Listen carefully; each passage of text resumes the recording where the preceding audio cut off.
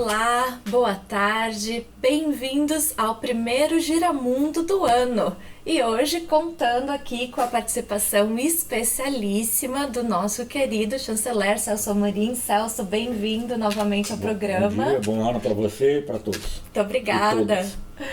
Hoje a gente vai fazer um programa um pouco diferente, porque o ano já começou com muita coisa acontecendo, mas nós queremos falar hoje, focar, nós conversamos antes, né, Celso, em algo que a gente acha que pode moldar aí toda a geopolítica para esse ano, né, que são os ataques dos Estados Unidos ao Irã, que começou com o assassinato do general Qasem Soleimani e tem se desenvolvido aí numa série de complicações que podem alterar o balanço geopolítico, tem implicações para as eleições dos Estados Unidos, para a região, China, Rússia, tem aí uma quantidade imensa.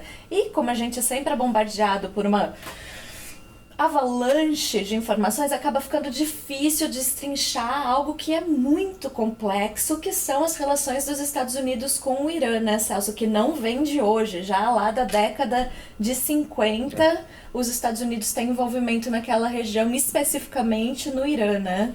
Já com o regime change, né, que ficou famoso mais recentemente, mas já era praticado. Né? Exatamente, que foi a primeira que Mossadegh. é conhecido hoje, a Operação Ajax, né, que foi a queda, né, a retirada do Mossadegh do poder e ficou conhecida como a primeira ação de regime change, de mudança de regime da CIA. E que isso meio que desenhou toda a história do Irã até agora. Sim, condicionou, sim, de certa maneira, a Revolução Iraniana de 79 é uma reação a isso, né? É uma reação a isso. importante a isso e que acabou levando ao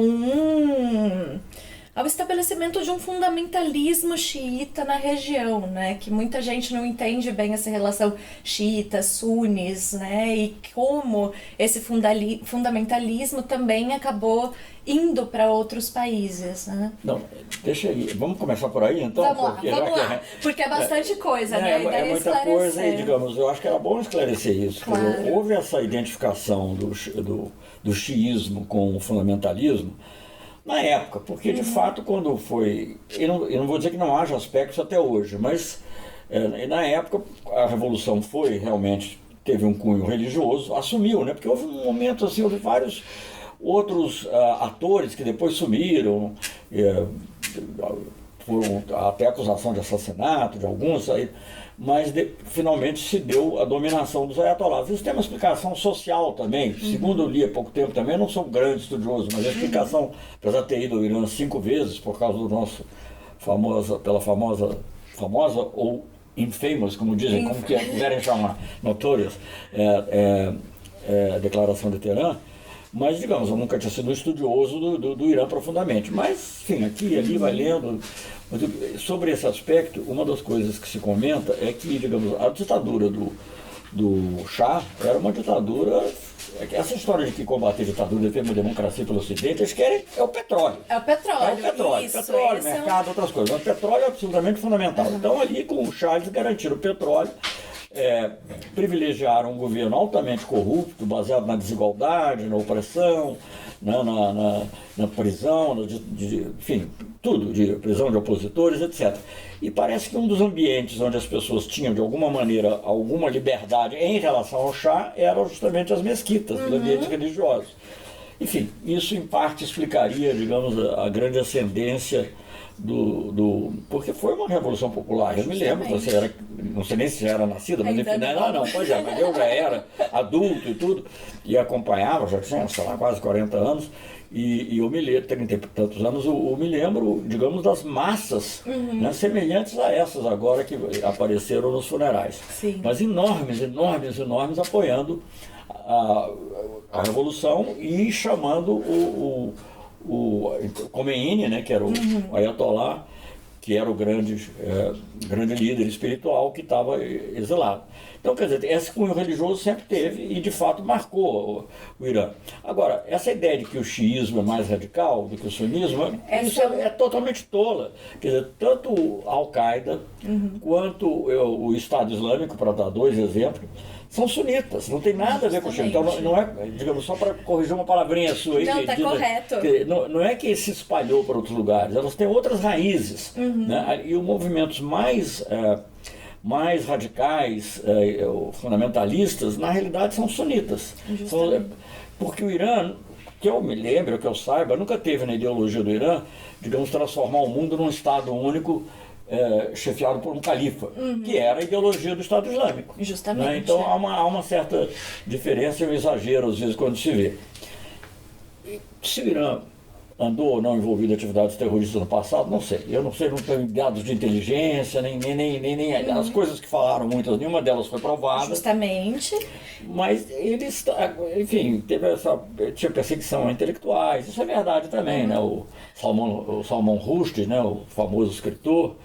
Agora, ali o fundamental é o petróleo. Justamente. E não só o petróleo, como também a posição geopolítica, né? Durante a Guerra Fria, o Irã foi uma importante ali fronteira como um tampão entre as forças, ou mais do que um tampão, acho que tampão nem é a palavra correta, um espaço de disputa entre as forças da Guerra Fria. Né? O Irã sempre esteve, digamos, de alguma maneira, no centro dessas grandes disputas entre os impérios, já no século XIX.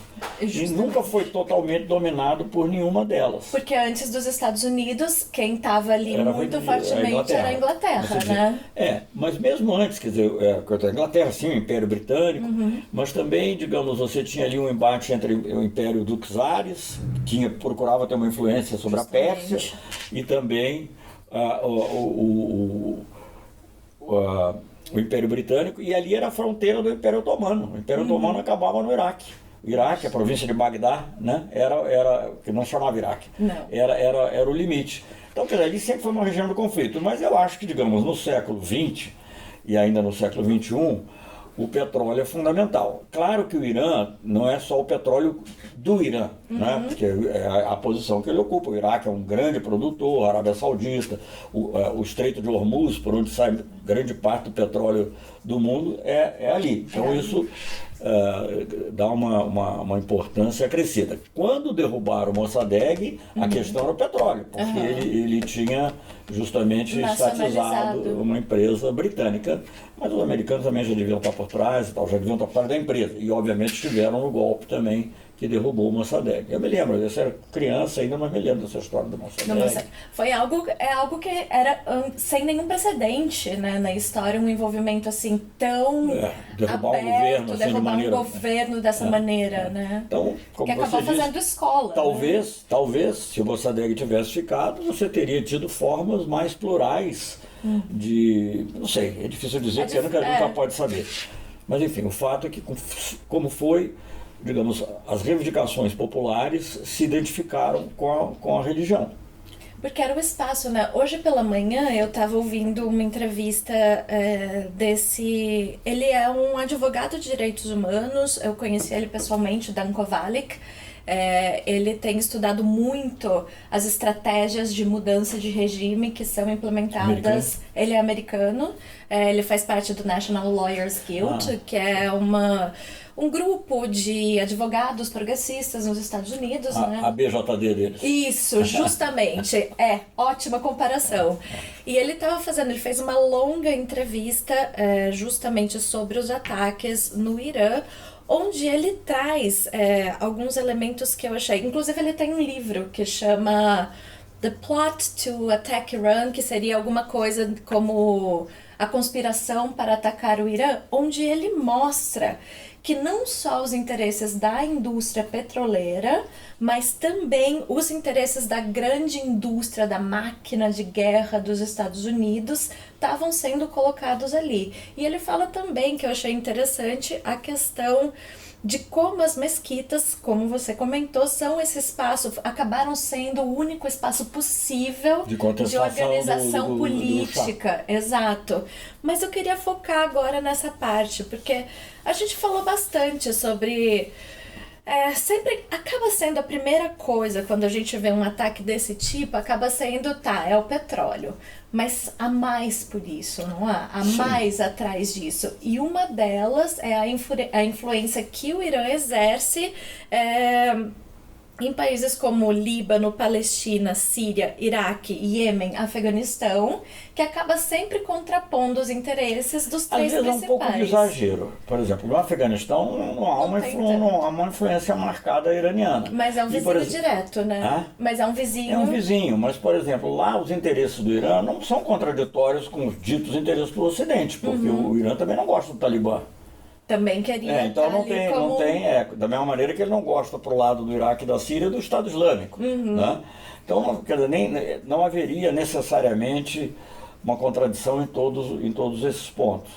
Mas é verdade, o que você falou, realmente ele tem uma influência crescente no Irã, inclusive quer dizer, quem abriu o espaço para o Irã ter essa presença que tem hoje, já teria alguma no Iraque, foram os americanos quando derrubaram Saddam Hussein. A verdade é essa, quer dizer, você pode achar o que achar do Saddam Hussein, mas ele mantinha ali ditatorialmente, e tudo isso é lamentável, etc. Mas isso é lamentável, mas não é através da mudança de regime. Quer dizer, você não pode trazer um país para a democracia através de bombardeios. Justamente. Esse é que é o engano. Então no Iraque ficou um vazio de poder, não vou contar a história toda, mas enfim.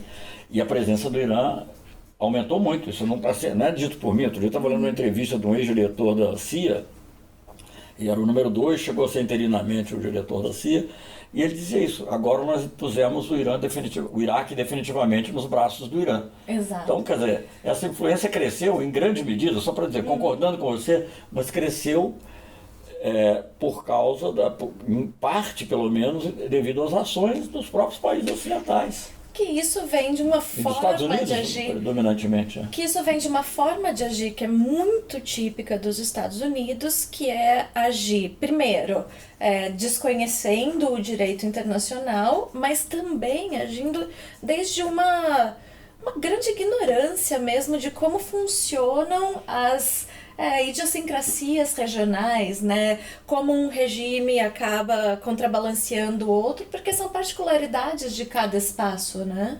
Os americanos, eu morei lá, né? 2 vezes, peguei o fim da Guerra do Vietnã e a queda do Nixon também, e depois peguei um período, depois trabalhando na ONU, na missão do Brasil junto à ONU, um período assim crítico das sanções contra o Iraque, e inclusive participei lá de um esforço muito grande para impedir que houvesse uma invasão do Iraque, que acabou havendo depois. Eles, de tempos em tempos, eles se imbuem de uma certa missão. Eu acho que é uma maneira também de manter, aí concordando com você, esse clima de uma iminência de guerra, que é o que mantém. Se você não tem guerra mesmo, você tem que ter uma ameaça de guerra para justificar os investimentos no complexo industrial militar de que falava Eisenhower, né? 738 bilhões de dólares foram aprovados agora no final de dezembro para esse complexo aliás, militar. ele se gabou de ter aumentado, o Trump, né? O presidente que foi eleito dizendo que acabaria com todas as guerras, né? Todas as guerras. Sim, então, de tempos em tempos, eles se imbuem. Durante um certo período, era o Saddam Hussein. Você falava, eu estava na ONU, então eu falava falando do Hussein, parece falando do demônio. Né? E você diz assim, bom, mas, por exemplo, quando discutir a questão humanitária no Iraque, porque as sanções realmente as sanções foram aprovadas pela ONU, quer dizer, não era.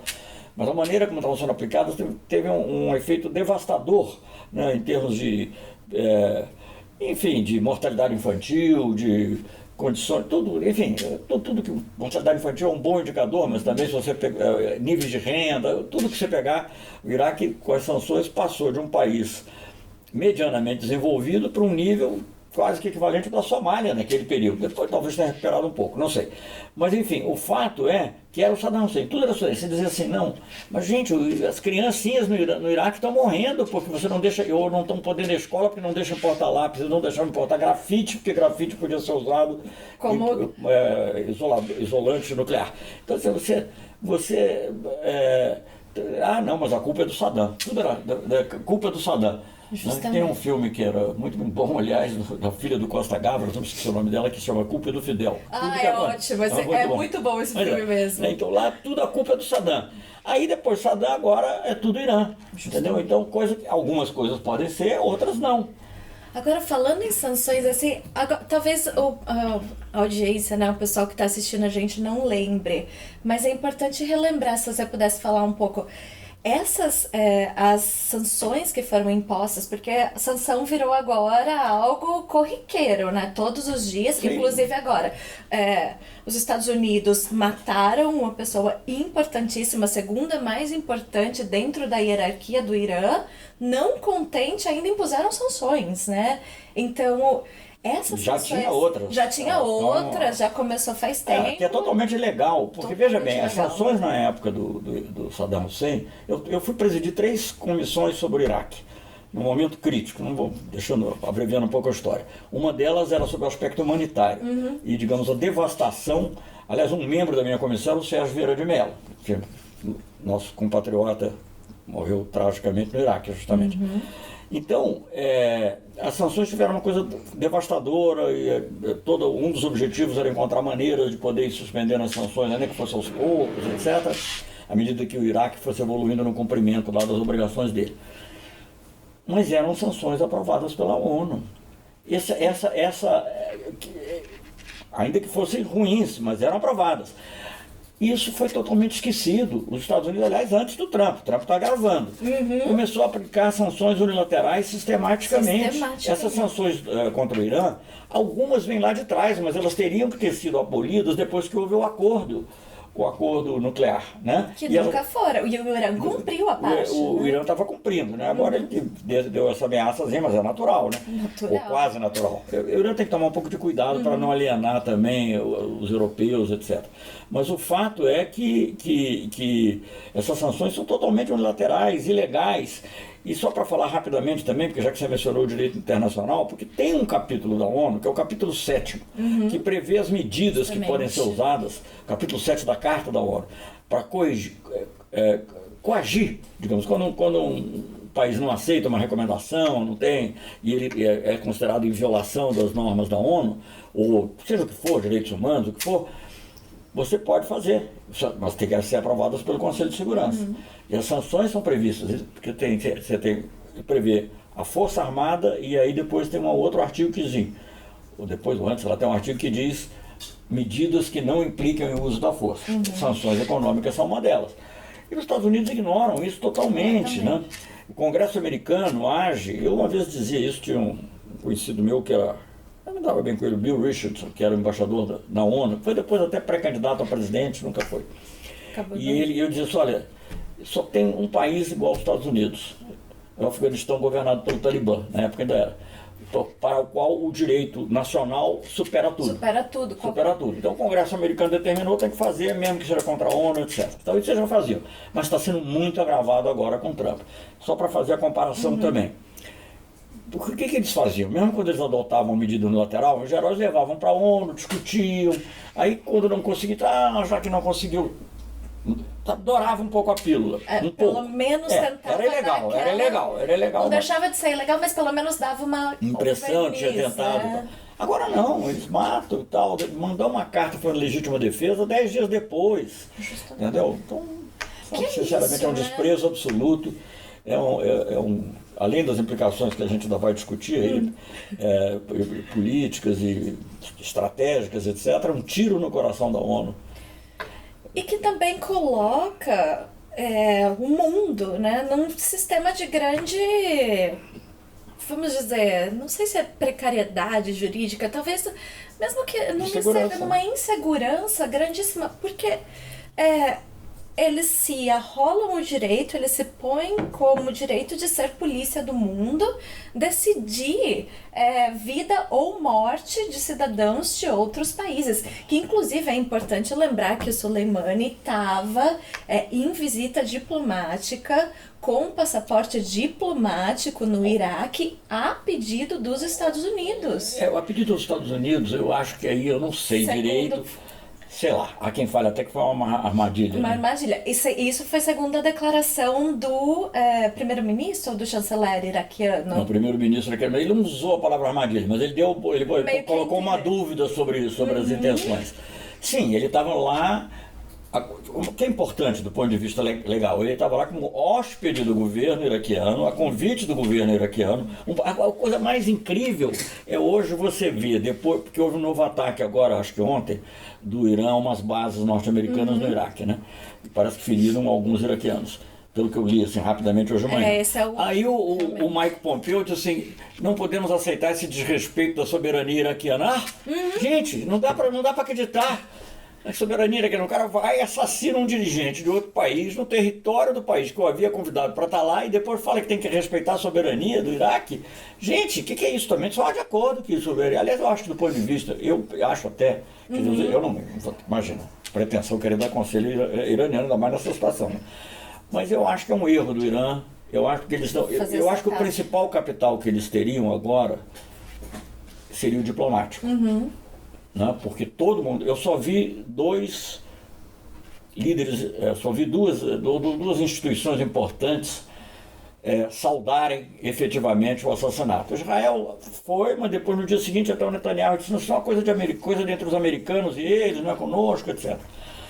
Bom, você sabe qual é, não vou nem mencionar. Porque a gente vai falar sobre isso. E o outro foi o Estado Islâmico. O Estado Islâmico tem uma declaração, eu li, isso é o editor da BBC em Bagdá, dizendo que o Estado Islâmico soltou uma nota, não sei como ele se manifesta, se comunica, mas fez um comunicado em que ele saudava o assassinato, não dizer porquê, mas o assassinato do Soleimani, general Soleimani, como um ato de Deus. Ato de Deus, veja. Agora, veja bem, teoricamente, como se diz aqui, é para combater o terrorismo. Os maiores terroristas do mundo saúdam como um ato de terrorismo, né? Um ato terrorista. Claro, um ato terrorista. O que deve ser chamado desse jeito. Inclusive a Warren... Terrorismo de Estado. Terrorismo de Estado. A Elizabeth Warren, que é uma das lideranças mais importantes dos democratas, teve, assim, sofreu críticas fortíssimas por ter chamado de assassinato, né? Que justamente não há dúvida. Não importa, assim, os fins não justificam os meios. Aliás, acho que é a mulher pelo nome, eu não conheço, eu acho que é Agnes, que é a comissária, relatora para execuções sumárias do Conselho de Direitos Humanos, também condenou na mesma base. Você não pode fazer isso. O direito internacional não prevê. Isso é guerra, gente. Isso é guerra. É uma declaração de guerra, né? Guerra, ou uma guerra sem declaração, mas é uma guerra. É um ato de guerra. Justamente. Inclusive, diferente do Bin Laden, diferente de outras pessoas acusadas.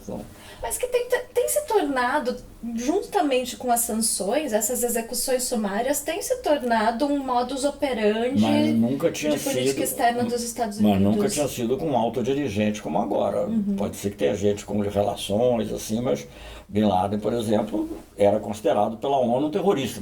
Na meu ver, não sei se o assassinato é uma coisa ideal. Mas de qualquer maneira, mas é diferente do mundo. Aqui é um alto dirigente, então é um ato de guerra contra o país. Aliás, se você pensar assim em termos mais gerais, é um ato de guerra contra dois países. O nacional, o Irã e o Iraque, que foi onde foi o ataque. Claro, foi ali no... É que os Estados Unidos são tão poderosos que os outros não têm como reagir. Mas se fosse, digamos, entre potências de poder equivalente, era uma guerra total. Agora, falando um pouco das consequências, eu acho que tem ali dois aspectos importantes, né? Primeiro, do ponto de vista de política interna dos Estados Unidos. A gente falou no último Giramundo que esse ano vai ter eleições lá, o Trump ainda não tinha encontrado esse momento presidenciável, tá aí passando um impeachment que provavelmente não vai dar em nada, né? Agora no Senado não vai dar em nada, mas que mesmo assim tava ali meio que esperando aquele momento. Será que esse ataque ao Irã vai ter consequências para a eleição do Trump? Até então, o Trump estava sendo ali meio inquestionável do ponto de vista dos republicanos, e com esse ataque já 2 republicanos importantes criticaram publicamente, deram várias declarações na mídia criticando. 2 é muito pouco. 2 é muito pouco. Porque mas, tem lá uma maioria de, sei lá, 60 no Senado. Mas Trump uma das coisas não a maioria principais. Deles, tem quase 50 não, tem uma maioria inquestionável. Mas Trump fez, né, a campanha eleitoral dizendo que acabaria com todas as guerras. Não, eu acho o seguinte, eu não acho que ele tenha pensado em fazer isso como um movimento presidencial de dizer, olha, eu defendo o interesse americano, eu vou lá, etc. Sim, aconteceu isso também, e sim, ele dá essa apresentação, mas eu acho que ele estava muito temeroso do oposto. Ele estava muito temeroso porque estavam crescendo as manifestações contra as tropas americanas no Iraque. Estava muito preocupado, eu li uma análise, não é minha não, mas assim, que compara um pouco isso com aquele episódio, situação diferente, óbvio, mas compara um pouco com o episódio de Mogadishu, em que as tropas americanas tiveram que sair correndo, na época do Clinton ainda. Elas foram colocadas, eu acho que pelo Bush, mas saíram com, enfim. E compara também, embora seja totalmente diferente, com o fiasco que derrubou o Carter. Então, eu acho que tinha muito medo da televisão mostrando as tropas americanas saindo, correndo do Iraque. Então, o que ele faz? Ele vai lá, ataca, diz que é machão. No segundo dia, segundo ato, vamos dizer assim, ele considera que o Irã acertou, mas que o Irã estava diminuindo a intensidade, que a guerra que estava praticamente acabada, e ele vai tirar as tropas. Ele anuncia que vai tirar as tropas. Então era uma maneira, no fundo, dele tentar tirar as tropas sem parecer que elas estavam sendo escorraçadas. Sem parecer que era mais uma fuga, porque aí seria um fiasco, aí seria mais. E isso derruba um presidente americano. Derruba. O Carter estava fazendo um governo razoável e tal, ele não era talvez assim, uma pessoa eu tenho muita admiração pelo que o Carter fez depois, né? O melhor ex-presidente que os Estados Unidos já tiveram. Mas como presidente ele não tinha uma razão. Agora aquilo ali mata. Vê na televisão, matou. Então, porque essa é uma parte importante daquela identidade que os próprios estadunidenses têm, né? Como seu papel no mundo. De xerifes do mundo. De xerifes do mundo. Disse outro dia o general Etchegória. Né? Justamente. E uma das coisas eu estava lendo que nos bastidores, quem convenceu Trump foi o Pompeo. O Mike Pompeo, secretário de Estado, né? O secretário de Estado, que já faz décadas... ministro das Relações Exteriores, né? Que a pessoa no Brasil não sabe ninguém o que é. Secretário de Estado é o ministro das Relações Exteriores. Seria o equivalente, né? Ele já tem décadas que queria fazer esse ataque ao Irã, e ele que convenceu o Trump, porque o Trump tinha justamente medo de repetir um episódio como Benghazi, né? Que acabou tendo aquele ataque, em 2012, também é um outro episódio. Acabou sendo bastante importante. Mas a outra consequência que eu queria que o senhor comentasse um pouquinho é do ponto de vista internacional. Teve vários antecedentes, né, para esse ataque, mas uma das coisas que para mim salta à vista é que ali nos últimos dias de dezembro, de 27 a 31, Irã, China e Rússia fizeram exercícios navais no Golfo de Omã. Isso foi percebido primeiro como meio que um recado para os Estados Unidos de que eles já não tinham essa hegemonia de poder naval no Oriente Médio, mas também um recado à OTAN de que a Organização de Xangai agora também estaria ali com mais influência no Oriente Médio, né?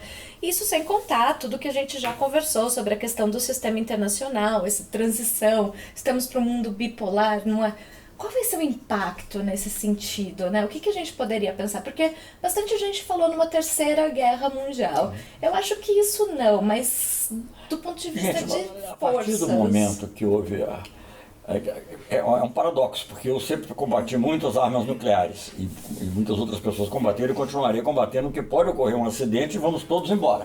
Então é preciso acabar com elas. Mas a existência das armas nucleares torna menos provável um conflito direto entre as maiores potências. A verdade é essa. Claro. Então eu não acho que isso vai ocorrer. Você pode considerar a Terceira Guerra Mundial da maneira como muitos dizem, a Terceira Guerra Mundial já existiu, foi a Guerra Fria e o Ocidente ganhou, os Estados Unidos ganharam. Bom, se você vê desse ângulo, você pode imaginar que está se formando um grande bloco, de um lado, os Estados Unidos do outro, etc. Mas não será uma guerra frontal da maneira como... E acho que vai continuar havendo coisas contraditórias. A China acaba de fazer um acordo com os Estados Unidos, comercial também, é tudo muito, muito complexo, não dá para você dizer assim. Mas eu acho que sim, está havendo mudanças. Eu, aliás, escrevi um artigo aí, não estou fazendo propaganda, para a Carta Capital, naquele número de... Aliás, o colaborador aqui também, o Vilas, também escreveu um outro artigo, aquele do fim de ano, chamado O Tripé e a Balança, né? Porque justamente a ideia, o que vai ter um mundo bipolar, Estados Unidos e China, o tripé porque a Rússia ainda é... Depois fala da importância da Europa e dos outros continentes também, mas enfim. Não, eu acho que você tem, do ponto de vista estratégico, global, China, Rússia e Estados Unidos formam, digamos, o tripé geopolítico e, obviamente, e o Irã é um pivô ali, o Oriente Médio todo, mas o Irã especialmente pelas razões que a gente já apontou. E, enfim, o petróleo sim continua a ser uma coisa muito importante, porque afeta a economia mundial, não é mesmo que os Estados Unidos hoje em dia já são autossuficientes, tal, não sei, são autossuficientes, mas, sabe, a economia mundial toda depende disso, até a reciclagem dos dólares. Ultimamente até li algumas coisas, mas dando a importância do petróleo e dessas ações até para a reciclagem dos dólares norte-americanos, que ali acaba, o déficit comercial americano é autofinanciado de certa maneira através do petróleo, da conta petróleo, da compra de armas, etc. Mas sim, há uma disputa ali muito forte. E eu acho que é importante. Agora, eu acho que quando a pessoa fala Terceira Guerra Mundial, eu fico imaginando, quer dizer, um conflito, né? Cuja iminência a minha geração sentiu na crise de Cuba, não é a mesma coisa da agora. Ali sim havia um risco real de um foguete sair de lá, outro de cá. Quer dizer, você diz que esse risco sempre existe, mas acho que numa escala muito menor. Agora as guerras se dão de uma forma mais, digamos... Não é sutil a palavra, mas é diferente, né? Estamos em uma outra fase. Guerras híbridas, como dizem, então não só híbridas, mas também diversificadas, né? Através de proxies, como eles chamam. Ações, proxies. Ações em pontos mais vulneráveis. E também não é tudo homogêneo. Assassinatos abertos, né? Não é tudo homogêneo. Veja bem, quando nós fizemos aquele acordo com o Irã, né, junto com a Turquia, quando a coisa foi para o Conselho de Segurança, para meu espanto, devo dizer, você é ingênuo. Tá bom, sou ingênuo. Eu acho que um pouco de ingenuidade é bom para você. Bom. Se não há os ingênuos idealistas, o mundo não avança. Então, eu prefiro ficar do lado deles. Mas eu fiquei um pouco decepcionado com a atitude da China e da Rússia, que apoiaram as sanções. Talvez eles tenham apoiado as sanções no Conselho para evitar o pior, porque eles achassem que os Estados Unidos poderiam ter feito sanções unilaterais, atingi-los diretamente e tal. Tudo bem, quais são os cálculos não vem ao caso, mas, enfim, então não é uma coisa que você possa ver assim, e uma das razões que eu acho ali é porque, como havia o elemento nuclear, as potências nucleares, as reconhecidas pelo TNP, que são conhecidas em ser são as 5 membros permanentes do Conselho de Segurança, elas são muito solidárias quando se trata de questão da não proliferação, muito solidárias. Mas voltando à questão, então eu acho assim que guerra mundial não, mas certamente pode ter um conflito prolongado, que já está tendo, na realidade já tinha, e que você aprofundou muito com isso, agrava, o Irã acaba de atacar de novo, como nós comentamos, o que é também, sabe, uma coisa inusitada. Quando é que você atacava bases norte-americanas, entendeu? E aí volta ao ponto que você falou, pode ser que o Trump tenha dado um tiro pela culatra, porque embora o objetivo dele foi dizer, olha, tiro, mato aqui, tiro as tropas e tal, resolvo tudo, pode ser que aconteça o contrário, que ele seja obrigado a colocar, logo depois do assassinato, tinha noticiado que 3 mil efetivos, 3 mil soldados norte-americanos iriam para lá. Não sei se efetivamente foram, não acompanhei depois. Mas que pode justamente acontecer o contrário. Agora, já que a gente está falando de geopolítica, eu queria mencionar que o Trump teve 2 importantes derrotas geopolíticas, uma na semana passada. Uma delas se relaciona com o Irã, porque você viu no discurso dele que ele fala, que ele recomenda fortemente que as outras potências, basicamente europeias, né? Basicamente europeias, bom, além dos membros do Conselho de Segurança, Rússia e China, saiam do acordo com o Irã. E ninguém saiu. E pelo contrário, a Merkel disse que tem que continuar, etc. e tal. E, inclusive o chanceler, o ministro das Relações Exteriores, não gosto de falar chanceler porque as pessoas traduzem como chancellor e chancellor. E chancellor é outra coisa. Então o ministro das Relações Exteriores do Irã foi convidado para ir na Europa, claro, sofreu uma certa pressão, mas de qualquer maneira é diálogo, né? Claro. Então essa foi uma derrota. Ninguém vai seguir a ideia de sair do acordo, a não ser que o Irã agrave. Por isso que eu digo que o Irã não pode perder o capital diplomático que ele, paradoxalmente, ele ganhou com esse assassinato. Claro. E a outra derrota, que não tem nada a ver com isso diretamente, mas que também tem a ver com a geopolítica mundial, é a declaração, o encontro Putin-Merkel e a declaração com relação ao, como é que eles chamam? Nord Stream, sei lá, é o gasoduto que vai direto, passa pela Dinamarca, né? O gasoduto que vai direto da Rússia para a Alemanha, sem passar pela Ucrânia, o que obviamente diminui o valor estratégico da Ucrânia dentro de todo essa... que é aliada dos Estados Unidos dentro desse quadro. Justamente. E também a declaração eu achei importante a declaração do Putin e do Erdogan, e do Erdogan sobre o cessar-fogo na Líbia, que também muda, mas sem desviar do assunto, e entrando aqui para a fase final do programa, eu queria puxar a sardinha para o nosso lado, aproveitando o gancho do acordo nuclear do Irã. Porque a gente sempre começa o programa falando dos fiascos diplomáticos, né? E como já era mais ou menos de se esperar, porque Bolsonaro não perde uma oportunidade de fazer a gente passar uma vergonha internacional, Bolsonaro também deu declarações sobre a situação do Irã, né? O Itamaraty soltou uma nota que vai contra a tradição diplomática de neutralidade do Brasil, de afastamento desses conflitos. De respeito ao direito internacional. De respeito ao direito internacional também, apoiando o ataque, acabou sendo, inclusive, várias críticas. Tem uma contradição fundamental, né? Desculpe que interromper, mas é só para certas coisas foram um pouco noticiadas, então é bom que a gente comente, né, aqui para a audiência do Nocaute, na expectativa de que isso se divulgue também para fora da nossa bolha, vamos dizer assim.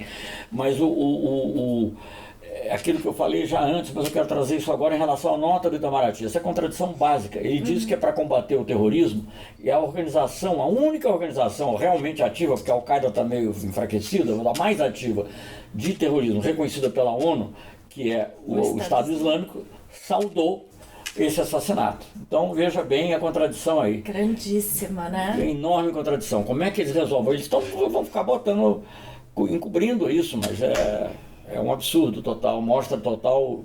Bom, sem falar em todos os outros aspectos que você já mencionou de certa maneira. Que também é importante mencionar a irresponsabilidade da declaração, né? O Oriente Médio é hoje um dos principais destinos de exportação brasileira, inclusive Iraque e Irã estão entre os 5 maiores importadores, né? Principalmente o Irã, mais ainda do que o Iraque.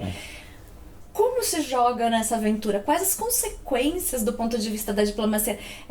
Eu li hoje o artigo que o senhor publicou com o Lula no The Guardian, que fala justamente sobre o papel do Brasil não fala em português desescalar conflitos, a gente fala em português de-escalate. Mais ou menos, diminuir o impacto do conflito, trazer para a pauta internacional a importância da negociação, de soluções negociadas, do diálogo. E agora a gente está vendo o reverso disso, colocando lenha na fogueira, mais ou menos. Sim, e de certa maneira até criando uma expectativa. Eu acho que as coisas não vão por um caminho assim mais trágico que nos primeiros momentos pareceu. Não sei também, ninguém tem certeza. Esse ataque de ontem, vamos ver agora como é que os americanos respondem. Então a gente não sabe, que uma coisa puxa a outra. Mas digamos, e aí você pode, ainda tem o potencial de que tenha uma escalada muito séria, e aí os americanos vão dizer, vocês já me apoiaram tanto, você não quer mandar umas tropinhas também para lá? Né? Gente, aí vai indo, entendeu? Aí não precisa mandar tropinhas, fazer a declaração de apoio, aí descobre que teve um ataque terrorista não sei aonde, sabe? É muito ruim, isso não está na tradição brasileira. Mesmo pessoas mais conservadoras, mas que têm um certo... Bom, eu mencionei o general Etchegóia porque ele foi ministro da Segurança Institucional do governo Temer, né? Enfim, Então, não estou falando de ninguém que é nem ultranacionalista, nem esquerda, não sei o que lá. Então, ele mesmo disse que, olha, vamos ficar fora disso. Essas críticas, vários militares, alguns meio que colocaram panos quentes, mas teve uma parte significativa de general de 4 estrelas que criticou, né, 4 estrelas que da criticou, reserva, né, da reserva, mas que fez críticas à declaração. Será que isso indicaria que Bolsonaro está perdendo um pouco de tração aí nesse setor? Não, eu acho que, digamos, aquele entusiasmo inicial que havia, isso é um outro assunto, né? Um outro assunto que a gente já está... Vamos aqui, se você me permite, a gente vai ter mais uns 2 ou 3 minutos. Não, eu acho que isso é um outro assunto, exigiria uma análise separada. Eu acho que o presidente Bolsonaro perdeu muito do que tinha, digamos, de encanto para a auto-oficialidade, por muitas razões, inclusive de política externa. Tem entrevistas do general Santos Cruz, né, teve essa declaração do Che específica sobre o Irã, mas o general Santos Cruz fala de tudo, fala inclusive do voto na ONU sobre Cuba, que é interessante, porque, aliás, a gente já falou disso, então não vou voltar, mas não é um voto sobre Cuba, é um voto sobre direito internacional. Exatamente. Então, novamente, estamos falando disso. Então, eu acho que ele perdeu esse encanto. Agora, o que eu acho que as Forças Armadas refletem muito o pensamento assim, da classe média brasileira. Infelizmente, eu acho que ainda, digamos assim, uma certa... tudo menos a esquerda, tudo menos... não era assim, mas passou a ser assim. Eu vejo declarações até de líderes que tiveram importância na democratização, ainda muito... Não é que eles defendam o Bolsonaro, mas sempre... Então, o Bolsonaro passa a ser tolerável. Porque representa essa... Representa, no momento, ele está trabalhando. É o único líder que tem massa, se os outros não têm. Tem lá os 25%, 30% que ele tem, né? Parece que ontem houve uma grande arrecadação de assinaturas, aí, com a ajuda de algumas igrejas evangélicas por parte dele. Gente, então... coisas para ficar de olho. Agora...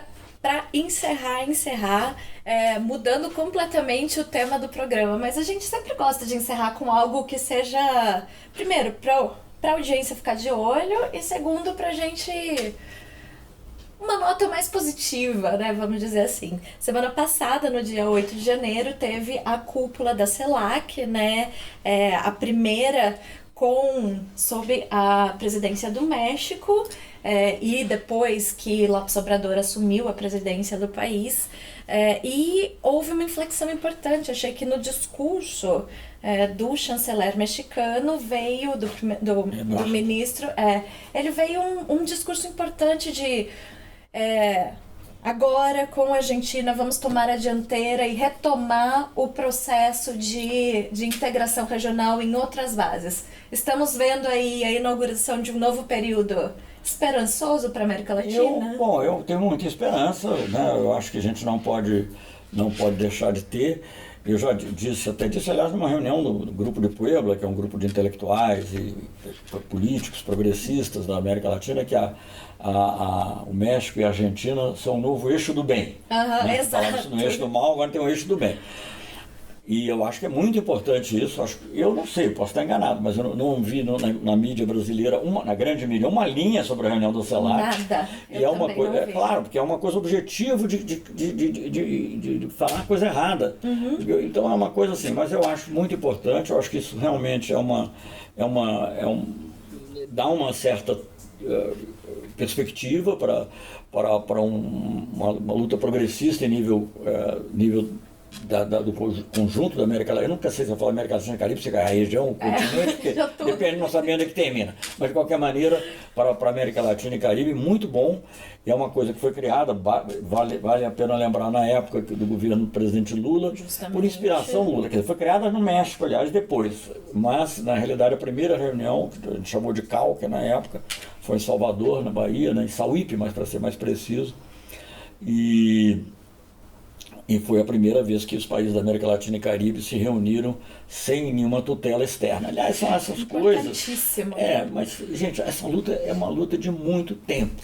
Muito tempo. Nessa luta geopolítica, eu acho que é uma coisa que a gente vai ter que ver como é que vai. Nós não temos que entrar só para dizer isso, nós não temos que tomar partido, temos que ver o que é melhor para nós. E juntos com a América Latina e Caribe, nós vamos ter mais condições. Eu vi, por exemplo, que um dos objetivos da CELAC é fazer uma reunião com a China. Eu acho muito interessante isso. A gente já tem a OEA, tudo bem, a OEA fica lá. Mas tem também com a China, tem com a Rússia, tem com a Europa. Aliás, com a Europa já tinha. Então é uma coisa muito importante, essa diversidade. Mas cada país individualmente, mesmo o Brasil, e nós somos membros dos BRICS e tal, o país é um país grande. Mas para a geopolítica mundial não é grande o suficiente. É verdade. Precisa Precisamos ter integração. esses foros. Verdade. Celso, sempre um prazer recebê-lo aqui, adorei o bate-papo, muito obrigada por estar aqui. Eu espero que vocês tenham gostado e a gente se vê na próxima terça-feira. Um grande abraço. Obrigada, Celso. Obrigado. Até a próxima.